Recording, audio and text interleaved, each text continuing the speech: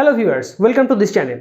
आज हम लोग डिस्कस करने वाले हैं थ्री फेज इंडक्शन मोटर का लोड डालने से क्या बिहेवियर देता है वो, और उसका टॉर्क का जो एक्सप्रेशन क्या है, मैक्सिमम टॉर्क का एक्सप्रेशन क्या है, ये आज हम लोग डिस्कस करने वाले हैं। So without wasting any time, let's get started.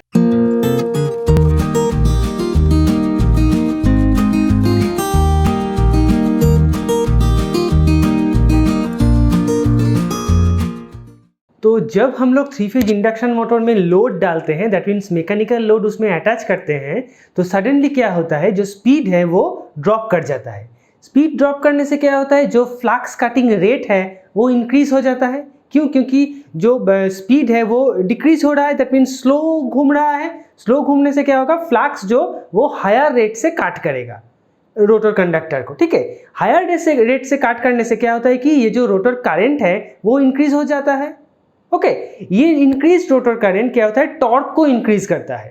तो टॉर्क को इंक्रीज करने से क्या होता है, जो स्पीड डिक्रीज हुआ था वो फिर से मेकअप हो जाएगा। ठीक है, तो ऐसे थ्री फेज इंडक्शन, इसलिए थ्री फेज इंडक्शन मोटर में हम लोग अगर लोड डाल भी देते हैं तो वो स्पीड डिक्रीज होता है फिर वो धीरे धीरे स्पीड जो डिक्रीज हुआ है वो मेकअप कर लेता है। इसलिए थ्री फेज इंडक्शन मोटर को कहा जाता है कि कांस्टेंट स्पीड मशीन।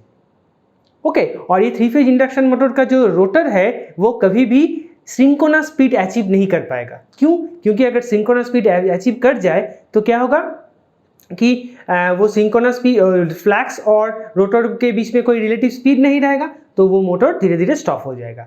इसलिए सिंक्रोनस स्पीड कभी भी अचीव नहीं कर पाता है ये थ्री फेज इंडक्शन मोटर और इंडक्शन मोटर, इसलिए इसे कहा जाता है कि asynchronous motor.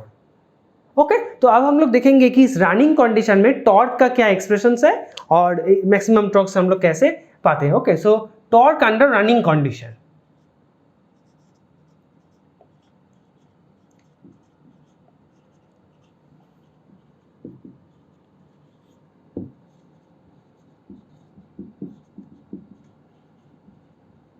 Torque under running condition, तो पिछले क्लास में हम लोग जो डिस्कस किए थे वो सभी स्टैंड स्टिल कंडीशन में था, क्योंकि वो वोल्टेज या रिएक्टेंस के साथ कोई एस टर्म मल्टीप्लिकेशन नहीं था। पर यहाँ पे रहेगा क्योंकि ये रनिंग कंडीशन में है।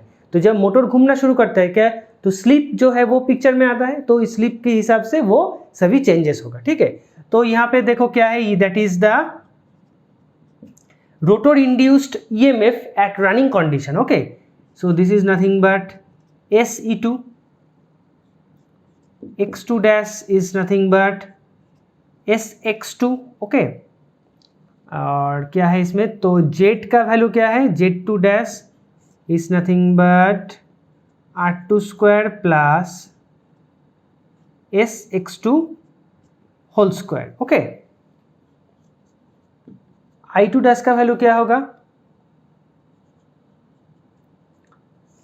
E2 dash, that means SE2 divided by Z2 dash, that means R2 square plus SX2 the whole square। Okay, next is the power factor cos phi 2 dash, that is nothing but R2 divided by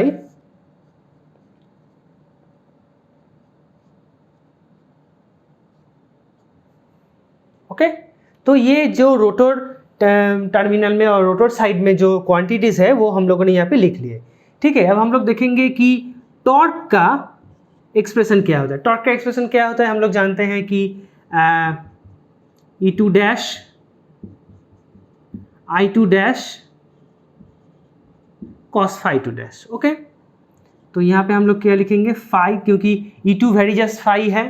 okay, और I2 की जगह में हम लोग क्या लिखेंगे, ये जो वैल्यू है वो लिख देंगे into SE2 divided by R2 square plus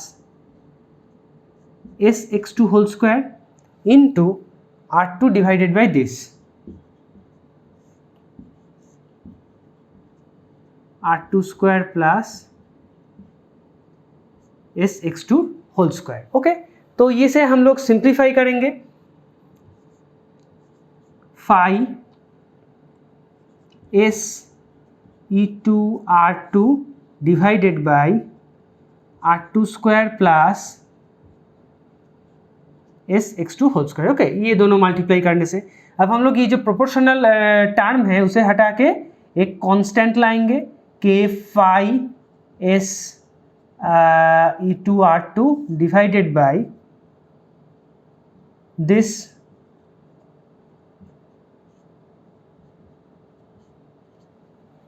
okay. अब हम लोग जानते हैं कि phi वेरिजेस E2 okay.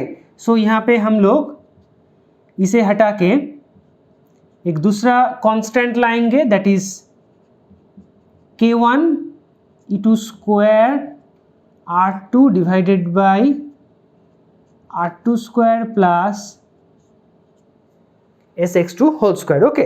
Since E2 varies phi okay. और यहाँ पे क्या होगा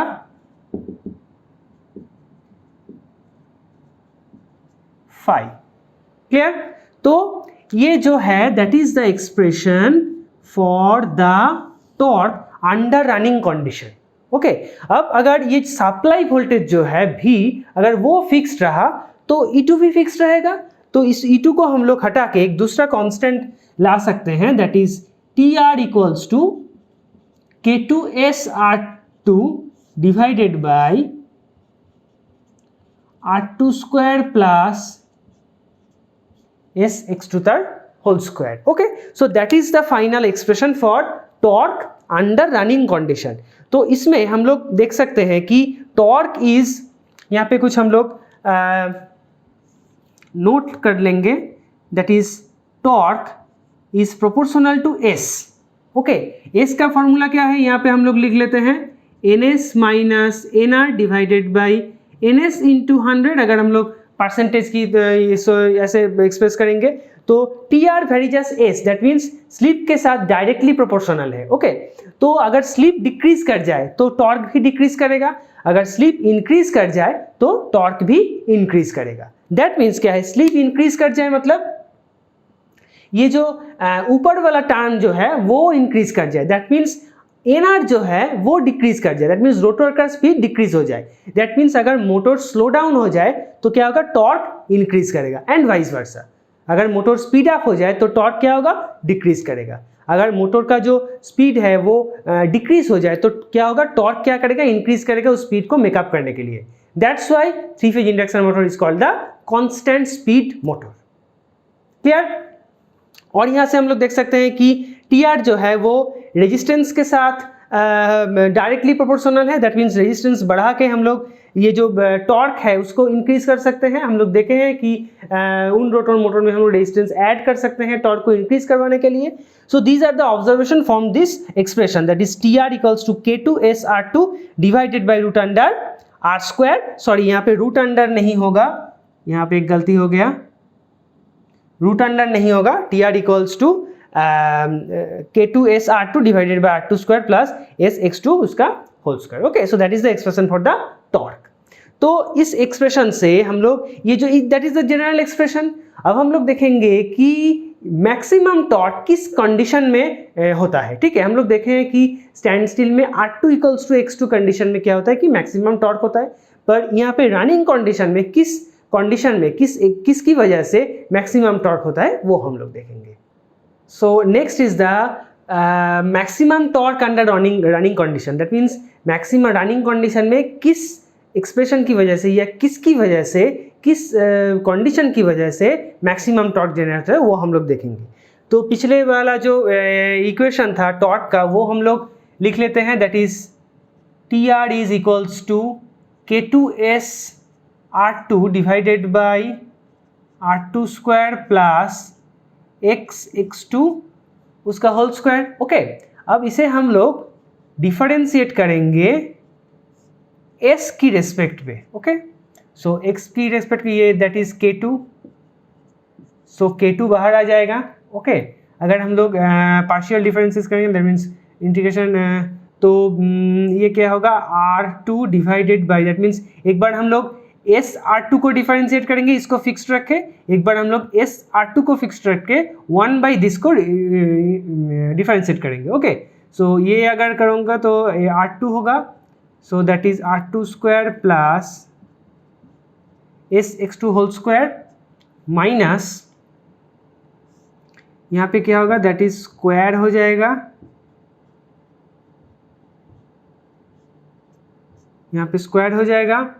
और ऊपर क्या होगा, ऊपर तो SR2 है, SR2 है, और यहाँ पे क्या होगा 2SX2। ओके, दैट मीन ये क्या है, एक S स्क्वायर x2 स्क्वायर, उसको अगर डिफरेंशिएट करोगे तो क्या आएगा 2SX2 स्क्वायर, यहाँ पे स्क्वायर होगा। ओके, तो इसको थोड़ा सा सिंप्लीफाई कर लेते हैं। R2 divided by R2 square plus whole square minus 2S square R2 x2 square divided by R2 square plus S square x2 square. Okay, अब हम लोग इसको जो DTR/DS है उसको 0 से इक्वेट करेंगे, that means this equals to 0। That means हम लोग क्या लिख सकते हैं, this equals to 0 means R2 divided by R2 square plus S square x2 square, okay, minus 2S square R2 x2 square divided by R2 square plus S square x2 square equals to 0। Okay, oh यहाँ पे एक whole square था, right, तो अगर इसको equals के उस पार लेके जाएंगे तो क्या होगा, R2 by R2 square plus equals to 2S square R2 x2 square divided by R2 square plus whole square, right, एक होल स्क्वायर से ये कैंसिल आउट हो जाएगा। ओके, तो क्या बचा रहा, यहाँ पे एक था ये R2 into R2 square plus S square x2 square, okay, equals to 2S square R2 x square. Okay, तो बोथ साइड से R2 कैंसिल आउट हो जाएगा। सो क्या होगा, R2 square plus S square x2 square equals to 2S square x2 square x2 square. Okay, तो यहाँ पे क्या होगा, R2 square equals to S square x2 square. Okay, so क्या होगा, R2 इक्वल्स टू SX2। समझ में आया कैसे किया, तो पहले ये एक्सप्रेशन था, ये एक्सप्रेशन को DTR/DS करके जो वैल्यू हम लोगों को मिला उसको हम लोग 0 से इक्वेट कर दिए। ठीक है, 0 से इक्वेट करके हम लोगों को क्या मिला कि that is clear, that means maximum torque under running condition equals to R2 equals to S into x2। Okay, so maximum torque condition में स्लिप का वैल्यू क्या होगा, R2 बाई x2। अगर स्लिप का वैल्यू ये रहा तो मैक्सिमम टॉर्क जनरेट होगा अंडर रनिंग कंडीशन। क्लियर, तो यहाँ से हम लोग भी जो स्टैंड स्टिल कंडीशन में जो मैक्सिमम टॉर्क था वो डिसाइड कर सकते हैं। तो यहाँ पे S का वैल्यू अगर 1 हम लोग पुट करेंगे तो R2 equals to x2, that is same as the previous. Clear, तो यहाँ से हम लोग देखें कि रनिंग कंडीशन में that is the expression for the maximum torque and that is the expression for the slip at maximum torque. Maximum torque में ये स्लिप होगा, और हम लोग कह सकते हैं कि अगर स्लिप का वैल्यू इससे बराबर है R2 बाई x2 से, तो हम लोग कह सकते हैं कि रनिंग कंडीशन में मैक्सिमम टॉर्क जनरेट होगा। क्लियर, सो 3 phase induction motor running condition में कैसे काम करता है, कैसे टॉर्क जनरेट होता है, उसका एक्सप्रेशन क्या है, मैक्सिमम टॉर्क का एक्सप्रेशन क्या है, वो आज हम लोगों ने देखा। ओके, समझ में आया?